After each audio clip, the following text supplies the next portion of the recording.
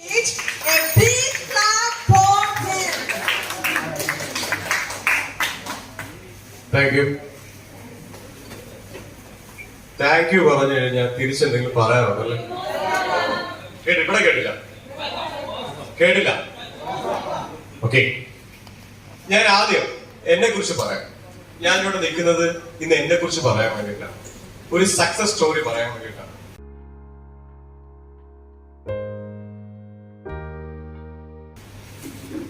എന്റെ പേര് നിങ്ങൾ കണ്ടിട്ടോ, സ്റ്റാൻലി ബെൻ ഫ്രാൻസിസ് എന്ന നല്ല വീട്ടിൽപ്പെട്ട് പേരാണ്. അത് ആക്ച്വലി എന്റെ നെയിം എന്ന് പറഞ്ഞാൽ സ്റ്റാൻലി ബി എന്നാണ്. അതല്ല, ഈ ഓല മേഞ്ഞ കുടിലായിരുന്നു. നമ്മളൊക്കെ ഇപ്പോഴൊക്കെ ഞാനൊക്കെ മഴ നനയാൻ വേണ്ടി പുറത്തു പോയി മഴ നനയാറുണ്ട്, മഴ നനയാൻ വേണ്ടി. പണ്ടൊക്കെ എന്റെ കുഞ്ഞിലേക്ക് എന്ന് പറയുന്നത് മഴ നനയണമെങ്കിലും പുറത്തു പോകേണ്ട കാര്യമൊന്നുമില്ല, അകത്ത് തന്നെ അതിനുള്ള ഫെസിലിറ്റി ഉണ്ട്. നമ്മൾ രാവിലെ ഉറപ്പെഴുതേക്കാൻ നേരത്ത് പായങ്ങനെ പിഴിഞ്ഞെടുക്കാൻ പറ്റും. അതായിരുന്നു എന്റെ കുട്ടിക്കാലം. ഈ കുട്ടിക്കാലത്തെ കുറിച്ച് പറയുന്നത് എന്തിനാണെന്ന് പറഞ്ഞു കഴിഞ്ഞാൽ വളരെ സിമ്പിളാണ്. ജീവിതത്തില് നമ്മള് ഒരു സാധാരണക്കാരനായി ജീവിക്കുമ്പോൾ ലൈഫിൽ ഉണ്ടാകുന്ന അപകടതകളുണ്ട്, മറ്റുള്ളവരെ ഇൻസൾട്ടിങ് ഉണ്ട്, നമ്മളെ പലതിനും മാറ്റി നിർത്തും. എന്നെ ഇപ്പോഴും സങ്കടപ്പെടുത്തുന്ന, ഇപ്പോഴും ഞാൻ ഓർക്കുമ്പോൾ സങ്കടപ്പെടുന്ന ഒരു കാര്യമുണ്ട്. പണ്ട് സ്കൂളിൽ പഠിക്കുമ്പോൾ ഇടുന്ന ചെരുപ്പ്, ഈ ചെരുപ്പിന്റെ ഈ ഒരു ഭാഗമൊക്കെ കീറി നല്ല റൗണ്ട് ആയിരിക്കും. വേറെ ചെരുപ്പ് മേടിക്കാനുള്ള സാമ്പത്തിക സ്ഥിതി അന്നില്ല, സത്യമായ കാര്യമാണ്. ഇപ്പൊ അത് എപ്പോഴാണ് ഞാൻ ഓർക്കുന്നത്, എല്ലാ ദിവസവും ഷൂ റാക്കിൽ നിന്ന് ഒരു ഷൂ എടുക്കാൻ തന്നെ ഞാൻ ആലോചിക്കും, എന്തുമാത്രം ഷൂ ആണ് എന്റെ ഷൂ റാക്കിൽ. പണ്ട് എനിക്ക് ഒരു ചെരുപ്പ് വാങ്ങാൻ പോലും ഒരു പ്രാപ്തി ഇല്ലായിരുന്നു. ഇപ്പോൾ എനിക്ക് ഞാൻ ആഗ്രഹിക്കുന്നത് തൊട്ട് മുന്നേ വാങ്ങാനുള്ള ശക്തി എനിക്ക് ദൈവം തന്നിട്ടുണ്ട്. അത് ഞാൻ എങ്ങനെ പ്രാപ്തമാക്കി എന്നുള്ളതാണ് നിങ്ങളോട് പറയുന്നത്. എന്റെ കുഞ്ഞിലെ ഞാൻ പറഞ്ഞു, എനിക്ക് വളരെ ചെറിയൊരു വീടായിരുന്നു ഉണ്ടായിരുന്നത്. ദൈവം സഹായിച്ച് ഇപ്പൊ ഏകദേശം ഒരു 2000 സ്ക്വയർ ഫീറ്റ് ഉള്ള ഒരു വീടുണ്ട്. ഏകദേശം ഞാൻ സ്വന്തമാക്കി കാറുകൾ എന്ന് പറഞ്ഞാൽ എന്റെ ജീവിതത്തിൽ ആദ്യമായിട്ട് ഒരു 800 കാറാണ് ഞാൻ സ്വന്തമാക്കിയത്. സെക്കൻഡ് വൺ, ഒരു വർഷം കഴിഞ്ഞപ്പോൾ ഫോർഡ് ഫിഗോ കാർ സ്വന്തമാക്കി, പുതിയ കാർ. അതിനുശേഷം കറക്റ്റ് 5 വർഷമായപ്പോ ഫോർഡ് ഫിഗോ കാർ കൊടുത്ത് ഹോണ്ട സിറ്റി വാങ്ങി. കറക്റ്റ് 3 വർഷം കഴിഞ്ഞപ്പോ ഹോണ്ട സിറ്റി കൊടുത്തിട്ട് 43 ലക്ഷം വിലയുള്ള ബെൻസ് കാർ വാങ്ങി. അത് കഴിഞ്ഞിട്ട് എന്റെ വെഡിങ് ആനിവേഴ്സറി വന്നപ്പം എന്റെ വൈഫിന് ഒരു കാർ 7 ലക്ഷം രൂപ വിലയുള്ള ഒരു ഇഗ്നിസ് കാർ എനിക്ക് വാങ്ങി കൊടുക്കാൻ കഴിഞ്ഞു. ഇപ്പൊ 1 വർഷത്തിന് മുന്നേ ഞാൻ MG ഹെക്ടർ പ്ലസ് കാർ വാങ്ങി. എന്തുകൊണ്ട് ഈ കാർ വാങ്ങിയെന്ന് എടുത്ത് പറഞ്ഞ കാര്യമുണ്ട് കേട്ടോ. എന്റെ പാഷൻ കാറാണ്. ജീവിതത്തില് എന്തൊക്കെ സ്വന്തമാക്കണമെന്ന് ആഗ്രഹിക്കുന്നുണ്ടോ അതിന് ഏറ്റവും ഇമ്പോർട്ടന്റ് ആയിട്ട് ഞാൻ വയ്ക്കുന്നത് ഒരു കാറാണ്. എന്തുകൊണ്ടാണെന്ന് പറഞ്ഞാൽ അത് വളരെ സിമ്പിൾ ആയിട്ട് പറയാം. എന്റെ കുഞ്ഞിലെ മുതല് എനിക്ക് ഭയങ്കര ആഗ്രഹം ഉണ്ടായിരുന്നു ഒരു ലക്ഷറി കാർ വാങ്ങണം. എന്റെ ലക്ഷറി കാർ, എന്റെ പണ്ടത്തുള്ള ആഗ്രഹം എന്ന് പറയുന്നത് ഓഡി കാർ എന്നാ പറഞ്ഞിരുന്നത്. ഈ ഓഡി കാർ എന്ന് പറയുന്ന പ്രായത്തില് ഞാൻ ഓഡി കാർ കണ്ടിട്ട് പോലുമില്ല. പക്ഷെ എനിക്കറിയാം ഓഡി കാർ എന്ന് പറഞ്ഞാൽ വലിയ സംഭവമാണ്. അപ്പോ എന്നെ അറിയാവുന്ന, അപ്പൊ നിങ്ങൾ മനസ്സിലാക്കേണ്ട കാര്യം എന്ന് പറയുന്നത്, അന്ന് എനിക്ക് ഒരു സൈക്കിൾ വാങ്ങാൻ പോലും, അതായത് സൈക്കിൾ വാങ്ങണമെന്ന് ആഗ്രഹിച്ചാൽ പോലും വാങ്ങിച്ചു തരാൻ പറ്റാത്ത സാഹചര്യത്തിലാണ് ഞാൻ ഇത് ആഗ്രഹിക്കുന്നത്. അങ്ങനെ ഓരോ ദിവസവും ഞാൻ അതിനു വേണ്ടി പ്രയത്നിക്കാൻ തുടങ്ങി. പ്രയത്നിക്കുന്നത് ഇങ്ങനെയാണ്, വളരെ സിമ്പിൾ ആയിട്ട് നിങ്ങൾക്ക് ഞാൻ ആ ഭാവത്തിലേക്ക് വന്നത്, എന്റെ വിജയത്തിലേക്ക് വന്ന വഴികൾ നിങ്ങൾക്ക് ഞാൻ കാണിച്ചു തരാം. ഇത് നിങ്ങൾക്ക് വേണ്ടി കാണിക്കുന്നത് SK Think and Act എന്ന് പറയുന്ന ഒരു യൂട്യൂബ് ചാനൽ എനിക്കുണ്ട്. ഞാൻ കരിയർ ഡെവലപ്മെന്റ് ട്രെയിനറായിട്ട് ചെറിയ ചെറിയ പരിപാടിക്കൊക്കെ പോവാറുണ്ട്. കുട്ടികൾ ക്ലാസ് എടുക്കാൻ വേണ്ടി പോവുക, അതേപോലെ തന്നെ സ്റ്റാഫുകൾക്ക് ട്രെയിനിങ് കൊടുക്കുക എന്നുള്ള പരിപാടിയാണ് എനിക്ക് എന്റെ പേഴ്സണൽ ആയിട്ടുള്ള, എന്റെ പ്രൊഫഷൻ അതല്ല. എന്റെ പ്രൊഫഷൻ എന്ന് പറയുന്നത്, ഞാൻ JK Ads എന്ന് പറയുന്ന അഡ്വർടൈസിംഗ് കമ്പനിയിൽ അസിസ്റ്റന്റ് ജനറൽ മാനേജർ ആയിട്ട് കഴിഞ്ഞ 14 വർഷമായിട്ട് വർക്ക് ചെയ്തുകൊണ്ടിരിക്കുകയാണ്. അതാണ് എന്റെ പ്രൊഫഷൻ. ഞാൻ എന്റെ പ്രൊഫഷൻ പാഷനിലേക്ക് കൊണ്ടുവരാൻ വേണ്ടി ശ്രമിക്കുകയാണ്. ഇതുകൂടാതെ കഴിഞ്ഞ കോവിഡ് സമയത്ത് നമ്മൾ ചെയ്തുകൊണ്ടിരുന്ന ജോലിയിൽ കുറെ പ്രശ്നങ്ങൾ ഉണ്ടായപ്പോൾ സ്വന്തം ഡിജിറ്റൽ മാർക്കറ്റിംഗ് പഠിച്ചിട്ട് ഏകദേശം 2 വർഷമായിട്ട് ഇപ്പൊ ഡിജിറ്റൽ മാർക്കറ്റിംഗ് ചെയ്യുന്നുണ്ട്. ഓക്കെ, ഇന്ന് ഞാൻ ഈ സക്സസ് എന്ന സബ്ജക്ട് എടുക്കാനുള്ള കാരണം എന്ന് പറഞ്ഞു കഴിഞ്ഞാൽ, എനിക്ക് ഏറ്റവും കൂടുതൽ കോൺഫിഡൻസ് തരുന്ന ഒരു സബ്ജക്ട് ആണ് സക്സസ്. അതിന്റെ റീസൺ എന്ന് പറയുന്നത്, ഒരിക്കലും ഒരു ബുക്ക് വായനയിലൂടെ കിട്ടിയ അറിവല്ല ഞാൻ നിങ്ങളോട് ഷെയർ ചെയ്യാൻ വേണ്ടി പോകുന്നത്. ഇപ്പൊ കഴിഞ്ഞ നേരത്തെ ക്ലാസ്സിൽ സാർ പറഞ്ഞിരുന്നു, ഇൻസൾട്ട് ആണ് മുരളി ലോകത്തെ ഏറ്റവും വലിയ ഇൻവെസ്റ്റ്മെന്റ്. എക്സാക്ട് ആണ്. ഇൻസൾട്ട് കിട്ടിയ ഒരാൾക്ക് അത് പോസിറ്റീവായിട്ട് എടുക്കാൻ കഴിയുന്നുണ്ടെങ്കിൽ ഉറപ്പായിട്ടും അവന് വിജയിക്കാൻ കഴിയും എന്നുള്ളതിന് ഒട്ടും ചിന്തിക്കേണ്ട കാര്യമില്ല ജീവിതത്തില്. ഇനി ഞാൻ നിങ്ങളോട് ഒരു ചോദ്യം ചോദിക്കാം. ചോദ്യം ഇങ്ങനെയാണ്: ഇവിടെ പരാജയപ്പെട്ടവരാണോ കൂടുതൽ, വിജയിച്ചവരാണോ കൂടുതൽ? കൂടുതൽ പരാജയപ്പെട്ടവർ കൈവെക്കാമോ? കൂടുതൽ പരാജയപ്പെട്ടവർ കൈവെക്കാമോ? ജീവിതത്തിൽ പരാജയത്തെക്കാളും വിജയിച്ചവർ കൈവെക്കാമോ?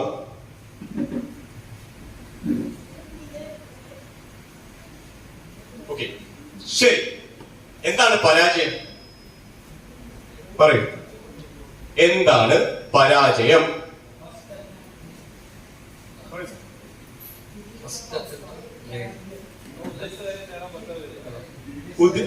ഉദ്ദേശിച്ച കാര്യം നേടാൻ പറ്റാതെ വരിക. Okay, any other comments? Anybody? വിജയിക്കാനാവാത്ത അവസ്ഥ. ഓക്കെ, ഇനി എന്താണ് വിജയം? നമ്മൾ ഉദ്ദേശിച്ചതെല്ലാം ആഗ്രഹിച്ച കാര്യങ്ങൾ നേടിയെടുത്തു എന്നുള്ളത്. എന്തൊക്കെ എനിത്തിങ്?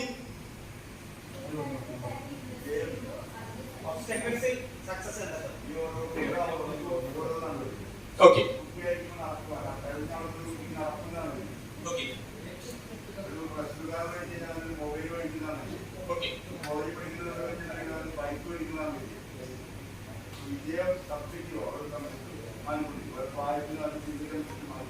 എക്സാക്ട്ലി.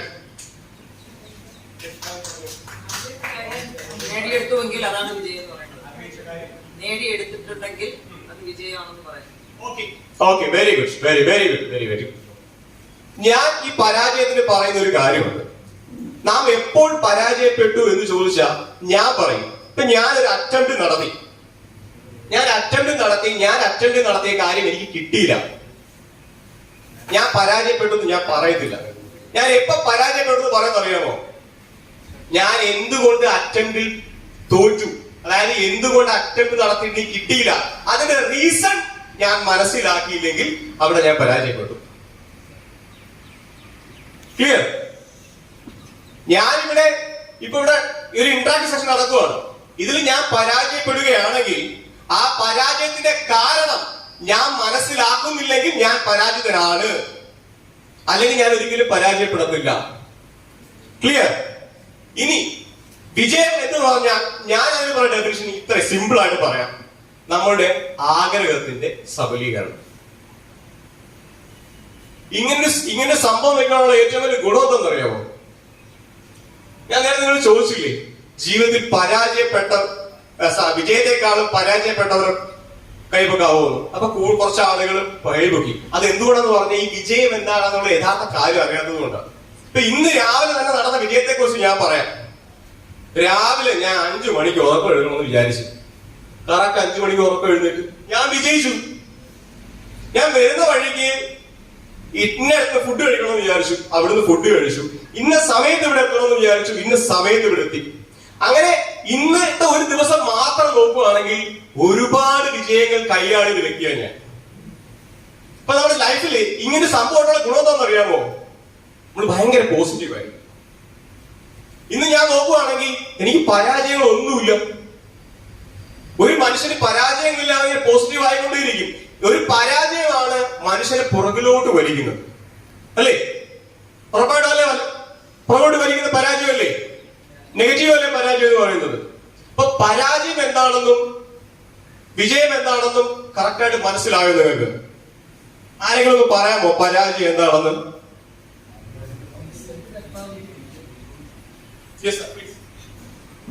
നമ്മൾ എന്തുകൊണ്ടാണ് പരാജയപ്പെട്ടത് എന്നുള്ളതിന്റെ അർത്ഥം മനസ്സിലാക്കാത്തവൻ പരാജയപ്പെട്ടു. ഒരു നല്ലൊരു കൈ കൊടുത്തേ. ഇങ്ങനെ കൈയടിച്ചാ പോരാ, നല്ലതുപോലെ കൈയടിക്കണം. ഈ ഹാർട്ട് അറ്റാക്ക് വരാതിരിക്കാൻ വേണ്ടി ഡോക്ടർ പറയുന്ന ഏറ്റവും ഇമ്പോർട്ടന്റ് ആയ കാര്യമാണ് ഡെയിലി ക്ലാപ്പ് ചെയ്യണം. കേട്ടിട്ടുണ്ടോ ആരെങ്കിലും പറഞ്ഞു? ബ്ലഡ് സർക്കുലേഷൻ ഭയങ്കര ആവുക. ഇന്ന് നമ്മുടെ ശരീരത്തിലുണ്ടായ ബ്ലഡ് സർക്കുലേഷൻ എത്ര ആയിരിക്കും എന്ന് അറിയാമോ? അടിച്ചോണ്ടേയിരിക്കുക. ജീവിതത്തില് ഇവിടെ ഒരു കാര്യം മനസ്സിലാക്കുക. ഇവിടെ ഞാൻ വന്ന് നിൽക്കുന്നത് എനിക്ക് വേണ്ടിയിട്ടല്ല, സീരിയസ്ലി. കാരണം ഞാൻ ഇപ്പോഴും പറയുന്ന ഒരു കാര്യമുണ്ട്, ഞാനൊരു വിജയിച്ച വ്യക്തിയാണ്. എന്തുകൊണ്ടാണ് വിജയിച്ച വ്യക്തി എന്ന് പറയുന്നത്? 35-ാമത്തെ വയസ്സിൽ ഞാൻ ലക്ഷറി കാർ വാങ്ങുമെന്നായിരുന്നു എന്റെ ഗോൾ സെറ്റിംഗിൽ ഉണ്ടായിരുന്നത്.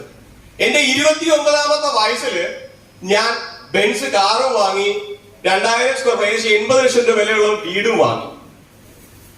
ഇനിയിപ്പോ 2025 ഞാൻ അടുത്ത കൊടുത്തിരിക്കുന്ന ഒരു സാധനമുണ്ട്, ഒരു 1 CR കൊച്ചു കാർ. 2025 ജനുവരി 1 ക്ലിയർ? 2025 ജനുവരി 1.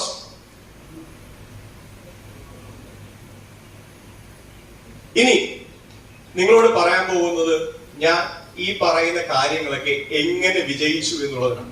ഇതൊരു സീക്രട്ടാണ്. ഫ്രീ ആയിട്ട് നിങ്ങൾക്ക് പറഞ്ഞു തരുക ഈ സീക്രട്ട്. എന്റെ ജീവിതത്തില് ഏകദേശം 18-ാമത്തെ വയസ്സിൽ തുടങ്ങിയ ആ ഒരു ജേണി നിങ്ങൾക്ക് ഒരു 10-20 മിനിറ്റ് കൊണ്ട് ഞാൻ പറഞ്ഞു തരുക. ഒരു സീക്രട്ട് ആരോടും പറയരുത്, സീരിയസ്ലി. അങ്ങനെ കോസ്റ്റ്ലി ആയിട്ടുള്ള സാധനമാണ്, ഫ്രീ ആയിട്ട് തരുക. ഓക്കെ, നമ്മളിവിടെ എല്ലാരും പറഞ്ഞു കേട്ടിട്ടുണ്ടായിരുന്നു അല്ലെ, ജീവിതത്തിൽ വിജയിക്കണമെങ്കിൽ എന്ത് വേണമെന്ന്? ജീവിതത്തില് ലക്ഷ്യബോധം വേണം. നമുക്ക് ജീവിതത്തില് വിജയിക്കണമെങ്കിൽ ആഗ്രഹം വേണം. വിജയിക്കണം എന്നൊരു ആഗ്രഹം ഉണ്ടാവണം അല്ലെ? വിജയിക്കണമെന്ന് ആഗ്രഹമില്ലാത്ത ആരെങ്കിലും കൈവെക്കാമോ? വിജയിക്കണമെന്ന് ആഗ്രഹമില്ലാത്ത ആരെങ്കിലും ഉണ്ടെങ്കിൽ കൈവെക്കാമോ? ആരുമില്ല, സത്യമാണ്.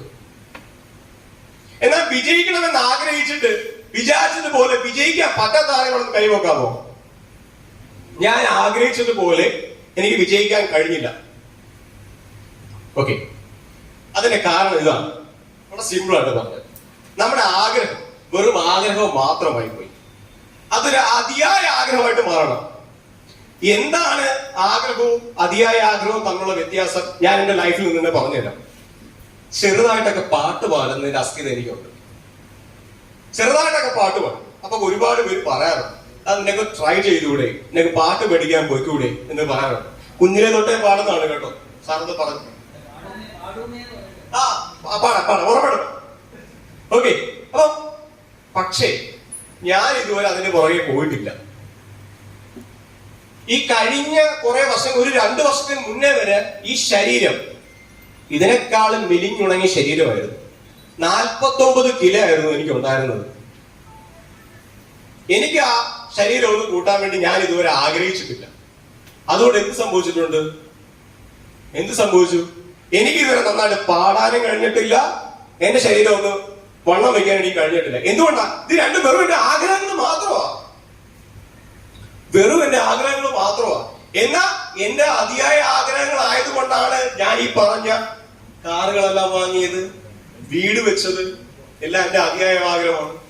ഈ അതിയായ ആഗ്രഹം വരണമെങ്കിൽ ഒരു കാര്യമുണ്ട്, അതാണ് വളരെ ഇമ്പോർട്ടന്റ് ആയ സാധനം. രണ്ടാമത് കിടക്കുന്ന റീസൺ. ജീവിതത്തില് എന്ത് അച്ചീവ് ചെയ്യണമെങ്കിലും അതിന്റെ ഒരു കാരണം ഉണ്ടായി. ഞാൻ എല്ലാ ട്രെയിനിങ്ങിലും സെയിൽസുമായിട്ട് ബന്ധപ്പെട്ട ട്രെയിനിങ്ങിനാണ് ഞാൻ കൂടുതലായിട്ട് പോകാറ്. അപ്പം ഒട്ടുമിക്ക എന്റർപ്രണേഴ്സും ഓണേഴ്സും പറയുന്ന ഒരു കാര്യം എന്ന് പറയുന്നത്, പല ആളുകളും പെർഫോമൻസിൽ ഭയങ്കര വീക്കാണ്. എന്ത് ചെയ്യാൻ പറ്റും? ഞാൻ തമാശ രൂപേണ ഓണേഴ്സിനോട് പറയുന്ന ഒരു ലോൺ എടുപ്പിക്കാനെ കൊണ്ട്, ലോൺ അടയ്ക്കാൻ വേണ്ടി ഒരു റീസൺ ആവും. അവന് അധികമായിട്ട് ലയബിലിറ്റി വരുക.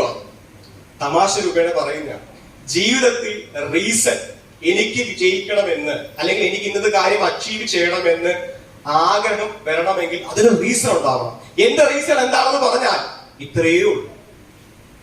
എന്നെ അവഗണിച്ചവരെ, എന്നെ പരിഗണിക്കാത്തവരെ, എന്നെ മാറ്റി നിർത്തിയവരുടെ മുന്നിൽ ഞാൻ ആരാണെന്ന്, എന്റെ കഴിവെന്താണെന്ന് എനിക്ക് തെളിയിക്കണം. അതാണ് എന്റെ റീസൺ. ഓരോ തവണ ഈ റീസൺ ഉണ്ടെങ്കിൽ ഏറ്റവും വലിയ ഗുണം എന്താണെന്ന് അറിയാമോ? നമുക്കറിയാം, നമ്മൾ മുന്നോട്ട് ഓരോ യാത്രയ്ക്ക് നമ്മുടെ പല പല കാര്യത്തിൽ മുന്നോട്ട് പോകാൻ നേരത്ത് ഒരുപാട് പ്രശ്നങ്ങൾ നമ്മൾ ഫേസ് ചെയ്യും. ഒരുപാട് പ്രശ്നങ്ങൾ, ഒരുപാട് ആൾ അങ്ങനെ പറയും, ഇങ്ങനെ പറയും. നമ്മളെ ഏതൊക്കെ രീതിയിൽ പുറകോട്ട് വലിക്കാൻ പറ്റുമോ ആ രീതിയിലെല്ലാം നമുക്ക് പ്രതിസന്ധികൾ ഉണ്ടായിക്കൊണ്ടേയിരിക്കും. ഈ പ്രതിസന്ധികൾ ഉണ്ടാകുമ്പോൾ ആ പ്രതിസന്ധികൾ ചാടിക്കടക്കണമെങ്കിൽ ഈ കാരണം ഉണ്ടായിരിക്കണം. ഇല്ലെങ്കിൽ നമ്മൾ അവിടെ ചെന്നിട്ട് പോകും. നമ്മൾ എക്സ്ക്യൂസ് ഒക്കെ പറഞ്ഞിട്ട് അത് അവരങ്ങനെ പറഞ്ഞു, ഇങ്ങനെ പറഞ്ഞു, എന്നെ കൊണ്ട് പറ്റത്തില്ലെന്ന് പറഞ്ഞു. പക്ഷെ കാരണം സ്ട്രോങ് ആണെങ്കിൽ ജീവിതത്തിൽ ഒരിക്കലും എന്തു വന്നാലും, തല പോകുന്ന കേസ് വന്നാലും നമ്മൾ ഒരു സ്റ്റെപ്പ് പുറകോട്ട് പോകില്ല. കാരണം എന്താണെന്ന് അറിയാമോ? ഓരോ സ്റ്റെപ്പ് എടുത്ത് വെക്കുന്നതിന്റെ പെയിനും നമുക്കറിയാം. ആ ഒരു സ്റ്റെപ്പ് പുറകോട്ട് വെച്ചാൽ ഇനി ഞാൻ ഒരു സ്റ്റെപ്പ് മുന്നോട്ട് വെക്കണമെങ്കിൽ എന്തുമാത്രം പെയിൻ ഞാൻ എടുക്കണമെന്ന് എനിക്കറിയാം.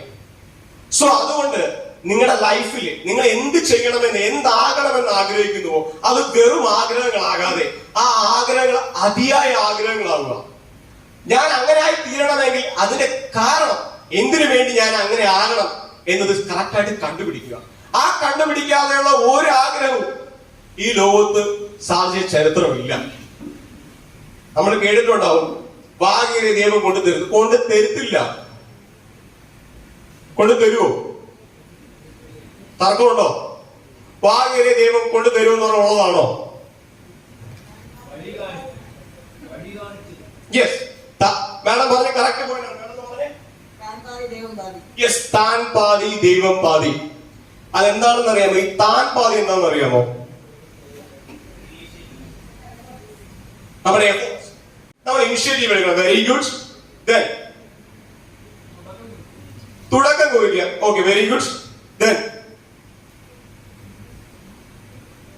നമ്മൾ എടുക്കുന്ന പേ. Very good. നമ്മൾ ഈ നാം പാതി മനുഷ്യൻ പാതി എന്ന് പറയുമ്പോൾ നമ്മൾ ചെയ്തതിനു ശേഷം ബാക്കി ദൈവം ചെയ്തു തരും എന്നല്ലേ? അല്ലേ?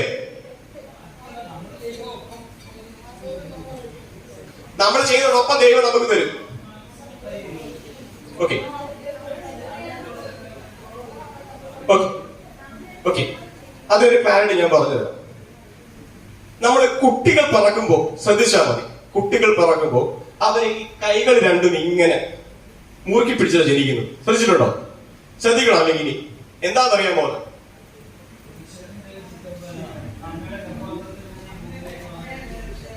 സാറ് പുലിയാട്ടോ. വെറും പുലിയല്ല, ഉപ്പുലി. ബ്ലസ്സിംഗ്.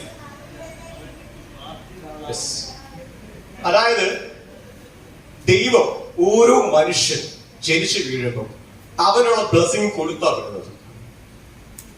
കുഞ്ഞ് പിറന്നു വീഴുമ്പോൾ കുഞ്ഞിന്റെ ബ്ലസ്സിംഗ് രണ്ട് കൈയിൽ മുറുകെ പിടിച്ചിട്ടാണ് വരുന്നത്. കുറച്ചു നേരം കഴിയുമ്പോൾ ഇവൻ ഇങ്ങനെ കൈ അങ്ങ് തുറക്കും. അപ്പൊ ഓട്ടോമാറ്റിക്കായിട്ട് എന്ത് സംഭവിക്കും? കയ്യിൽ നിന്ന് പോയി. ജീവിതത്തിൽ ഇത് എപ്പോ കണ്ടുപിടിക്കുന്നുവോ അപ്പൊ അവൻ വിജയിച്ചു തുടങ്ങും. യേശുദാസിനെ കൊണ്ട് പാട്ട് പാടാൻ കഴിയും. യേശുദാസിനെ കൊണ്ട് ഡാൻസ് കളിക്കാൻ കഴിയൂ? പറ്റൂ? മൈക്കിൾ ജാക്സനെ കൊണ്ട് കളിക്കാൻ പറ്റൂ? ഇല്ല. യേശുദാസിനെ കൊണ്ട് പാട്ട് പാടാനേ കഴിയത്തുള്ളൂ. യേശുദാസ് ഐഡന്റിഫൈ ചെയ്തു, എനിക്ക് നന്നായിട്ട് പാടാൻ കഴിയും എന്ന് യേശുദാസ് എന്ന് മനസ്സിലാക്കിയോ അന്ന് മുതൽ യേശുദാസ് സംഭവമായി. അല്ലേ? അങ്ങനല്ലേ? നമുക്ക് അതിന് ചലഞ്ച് ചെയ്യാൻ പറ്റൂ? ഇതാണ് ദൈവം തരുന്ന അനുഗ്രഹം. ദൈവം ഓൾറെഡി 50% ദൈവം തന്നു കഴിഞ്ഞ്, നമ്മൾ വേണം അത് കണ്ടുപിടിച്ചിട്ട് അത് ഡെവലപ്പ് ചെയ്യാൻ. ക്ലിയർ? മൂന്നാമത് ഡ്രീം ഇറ്റ്. ഈ ഡ്രീം ഇറ്റ് എന്ന് പറഞ്ഞാൽ നമ്മൾ കാണുന്നത് വേണ്ട കേട്ടോ. APJ അബ്ദുൽ കലാം സാർ വളരെ വ്യക്തമായിട്ട് പറഞ്ഞിട്ടുണ്ട്, നീ ഉറങ്ങുമ്പോൾ കാണുന്ന നല്ല സ്വപ്നം, നിന്റെ ഉറക്കം കെടുത്തുന്നത് എന്താണോ അതാണ് സ്വപ്നം. സംഭവം എന്ന് പറഞ്ഞാൽ ഞാൻ ഭയങ്കരമായിട്ട് അതിയായി ആഗ്രഹിച്ചിട്ടിരിക്കുക, എനിക്ക് ഇന്ന സാധനം വാങ്ങണമെന്ന്. വാങ്ങുന്ന എനിക്ക് ഉറങ്ങാൻ പറ്റുമോ? ഉറങ്ങാൻ പറ്റത്തില്ല. അപ്പൊ ഞാൻ എന്ത് ചെയ്യും? അതെന്റെ സ്വപ്നത്തിലേക്ക് വരും. അപ്പൊ എന്റെ ഉറക്കം കെടുത്തു. ആ ഉറക്കം കെടുത്തുന്നത് മാറാൻ വേണ്ടി നന്നായിട്ട് ഉറങ്ങിയേ പറ്റത്തുള്ളൂ. ആ ഉറങ്ങാൻ വേണ്ടി ഞാൻ എന്ത് ചെയ്യും? അതിനനുസരിച്ചുള്ള പ്ലാൻ ഉണ്ടാക്കും. ഒരു പ്ലാൻ ഉണ്ടാക്കും. എന്റെ ലൈഫില് എല്ലാ പ്രതിസന്ധികളും 1 or 2 രാത്രികളിൽ കൂടുതൽ എന്നെ ഡിസ്റ്റർബ് ചെയ്യാറില്ല. അതിന് ആയിട്ട് ഞാൻ നിങ്ങൾക്ക് പറഞ്ഞുതരാം. സിമ്പിൾ ആണ് കേട്ടോ. ജീവിതത്തിൽ ഏതൊരു മനുഷ്യനും വിജയിച്ചിട്ടുണ്ടെങ്കിൽ അവന്റെ വിജയത്തിന്റെ രഹസ്യം എന്ന് പറയുന്നത് എന്തായിരിക്കും എന്ന് അറിയാമോ?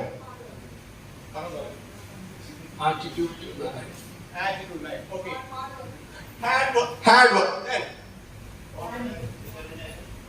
Confidence, determination. Okay, good. Then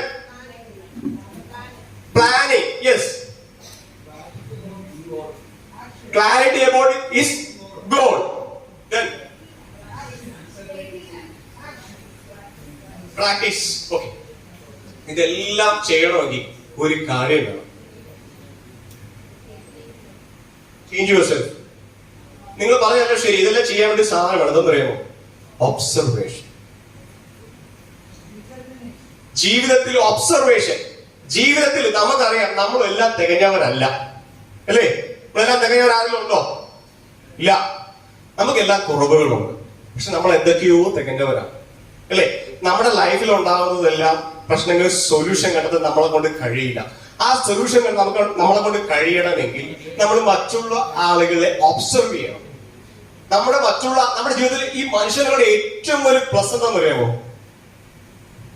മറ്റുള്ളവരെ നെഗറ്റീവ് പെട്ടെന്ന് കണ്ടുപിടിക്കും, അല്ലേ? അത് ആക്ച്വലി പ്ലസ് ആണ്. എന്താണെന്നറിയാമോ? മറ്റൊരു മനുഷ്യന്റെ നെഗറ്റീവ് കണ്ടുപിടിക്കുമ്പോ നമ്മൾ എന്താ മനസ്സിലാക്കുന്നത്? അത് ചെയ്യാൻ പാടില്ല, അങ്ങനെ ചെയ്യരുത്. നമ്മളോട് പറയൂ ഇൻഡയറക്റ്റ് ആയിട്ട്, അല്ലേ? നീ ഒരു മോശക്കാരനായ വ്യക്തിയാണെന്ന് പറയുമ്പോൾ എന്തോ പറയുന്നത്? അവൻ അങ്ങനെയാണ്, ഞാൻ അങ്ങനെ ആകാൻ പാടില്ല, അല്ലേ? ക്ലിയർ? അപ്പൊ നമ്മുടെ ലൈഫിലേക്ക് ഒരു ഒബ്സർവേഷൻ, നമ്മുടെ ചുറ്റും നടക്കുന്ന ആളുകളുടെ ഒബ്സർവേഷൻ ചെയ്യുകയാണെങ്കിലുള്ള ഗുണം എന്ന് പറയുന്നത് അവരവരുടെ ലൈഫിൽ ഉണ്ടാകുന്ന പ്രശ്നങ്ങൾ എങ്ങനെ സോർട്ട് ഔട്ട് ചെയ്യുന്നു എന്നുള്ളത് നമുക്ക് മനസ്സിലാക്കാൻ പറ്റും. അപ്പൊ നമ്മുടെ ലൈഫിലേക്ക് അതുമായി താരതമ്യപ്പെടുത്തുന്ന പ്രശ്നങ്ങൾ വരുമ്പോ നമുക്ക് ആ സാധനം തന്നെ അപ്ലൈ ചെയ്യാം. ചിലപ്പോ ആദ്യത്തെ അപ്ലൈ കറക്റ്റ് ആവണമെന്നില്ല. അതുകൊണ്ടാണ് കൂടുതൽ നമ്മുടെ ചുറ്റുമുള്ള എല്ലാ ആളുകളെ ഒബ്സർവ് ചെയ്യാൻ പറയുന്നത്. നമ്മൾ എവിടെയും പോകണ്ട, ഒരു ക്ലാസ്സിനും പോകണ്ട നമ്മുടെ ലൈഫ് സെക്സ് ആവാൻ വേണ്ടി. നമ്മുടെ ചുറ്റുമുള്ള ആളുകൾ, ഓരോ മനുഷ്യരും ഓരോ പാഠപുസ്തകങ്ങളാണ്. അത് നമുക്ക് അറിയാത്തത് കൊണ്ടാണ് പലപ്പോഴും നമ്മൾ പല കാര്യങ്ങളും പഠിക്കാൻ വേണ്ടി പോകുന്നത്. ഒരു മനുഷ്യനെ പഠിക്കുക എന്ന് പറയുന്നത് ചെറിയ കാര്യമല്ല. ദെൻ അത് പ്രാവർത്തികമാക്കുക. ജീവിതത്തിൽ നമ്മൾ നല്ല പ്ലാനൊക്കെ ഉണ്ടാക്കി ഈ പറഞ്ഞ സാധനങ്ങൾ നമുക്ക് വളരെ സിമ്പിളാണ്. പ്ലാൻ ചെയ്യുക എന്നൊക്കെ പറയുന്നത് വളരെ സിമ്പിൾ ആയിട്ട് നമുക്ക് ഒബ്സർവ് ഒക്കെ ചെയ്ത് പ്ലാനിലേക്ക് വരുമ്പോൾ പ്രശ്നമാണ് ഭയങ്കര മടിയന്മാരാണ്. മടിയെന്ന് പറഞ്ഞാൽ അന്യായ മടിയാണ്. എന്താണെന്നറിയാമോ? മടി വേറൊറ്റ കാരണമുള്ളൂ. എനിക്ക് ശബരിമലയിൽ പോകണമെന്ന് ആഗ്രഹമുള്ള ആളാണെങ്കിൽ ശബരിമല ചവിട്ടാൻ വേണ്ടി എനിക്കൊന്നൊരു 3-4 കിലോമീറ്റർ ഉണ്ടെന്നൊന്നുമില്ല ശബരിമല, അല്ലേ? ഞാൻ ഇപ്പോഴേ ആലോചിക്കും, 4 കിലോമീറ്റർ കയറണമല്ലോ. ഞാൻ ആദ്യം വരുന്ന ചിന്തയാണ് നെഗറ്റീവ് ചിന്ത. ഞാൻ 4 കിലോമീറ്റർ കയറണം, ഭയങ്കര. ആദ്യം നമ്മുടെ മനസ്സിലേക്ക് വരുന്ന നെഗറ്റീവ് ചിന്ത, അല്ലേ? ഏതൊരു കാര്യത്തിൽ നമ്മളെ പുറകോട്ട് വലിക്കുന്ന നമ്മുടെ നെഗറ്റീവായ ചിന്തകളല്ലേ, അല്ലേ? ആ നെഗറ്റീവ് ചിന്തകൾ ഇല്ലാതാക്കാൻ വേണ്ടി ഈ പറഞ്ഞൊരു ഏതാ നമ്മളെ സഹായിക്കുന്നത് പറയാമോ? ആ നെഗറ്റീവ് ചിന്തകളെ ഇല്ലാതാക്കാൻ വേണ്ടി, ഉന്മൂലനം ചെയ്യാൻ വേണ്ടി ഈ പറഞ്ഞിരിക്കുന്ന പോയിന്റുകളിൽ, ആ 4 പോയിന്റുകളിൽ ഏതാ നമ്മളെ സഹായിക്കുന്നത്?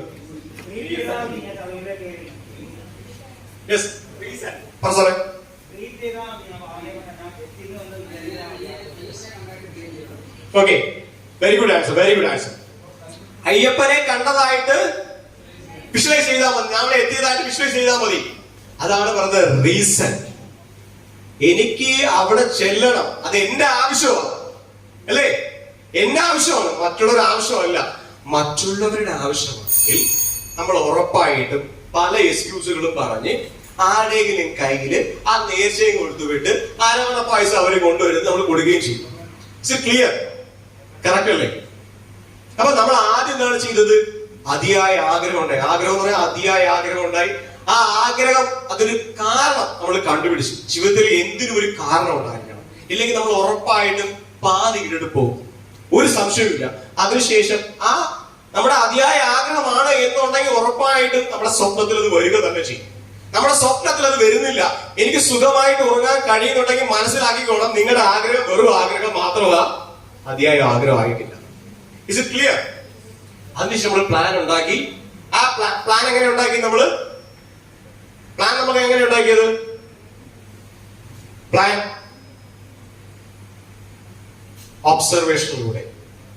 ഒബ്സർവേഷനിലൂടെയാണ് നമ്മൾ പ്ലാൻ ഉണ്ടാക്കുന്നത്. ഓക്കെ, ദെൻ നമ്മൾ ആ പ്ലാനിനനുസരിച്ച് പ്രവർത്തിച്ചു. അപ്പൊ നോക്കാൻ ഇതാ നടക്കുന്നു. നമ്മുടെ പ്ലാനൊക്കെ സൂപ്പർ ആയിരുന്നു, പക്ഷെ റിസൾട്ട് വരുന്നത് നെഗറ്റീവാണ്. വിജയിക്കാൻ പറ്റുന്നില്ല. എന്നാ ചെയ്യും?